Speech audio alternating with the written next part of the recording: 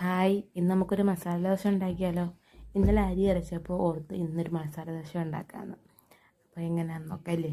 അപ്പോൾ അതിന് വേണ്ടി നമുക്ക് ക്യാരറ്റ്, ബീറ്റ്റൂട്ട്, കിഴങ്ങ്, സവാള, പച്ചമുളക് ഇത്രയും വേണം. ഇതിനകത്തോട്ട് നമുക്ക് കുറച്ച് ഉപ്പ്, മഞ്ഞൾപ്പൊടി ഇത്രയും കൂടി ഇട്ടിട്ട് നമുക്ക് 3-4-5 വിസിലടിക്കുന്നിടം വരെ വേവിച്ചെടുക്കാം. ആവശ്യത്തിന് വെള്ളം ഒഴിച്ചു കൊടുക്കുക.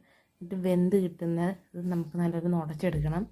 പിന്നെ നമുക്ക് ചീനിച്ചട്ടി വെച്ച് അതിനകത്തോട്ട് വെളിച്ചെണ്ണ ഒഴിച്ച് കൊടുക്കാം. കുറച്ച് കടുക് ഇട്ട് കൊടുക്കാം. പിന്നെ നമ്മൾ ഈ ഉടച്ച് വെച്ചിരിക്കുന്ന കൂട്ടിട്ട് കൊടുക്കാം. പിന്നെ ഇതിനകത്ത് ഗരം മസാല ചേർക്കണമെന്ന് വെച്ചാൽ ഇല്ലാത്തത് കൊണ്ട് ഞാൻ ചിക്കൻ മസാല ചേർത്തേക്കുന്നത്.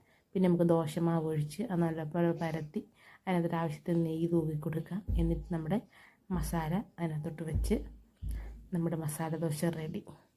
എല്ലാം ട്രൈ ചെയ്ത് നോക്കണേ.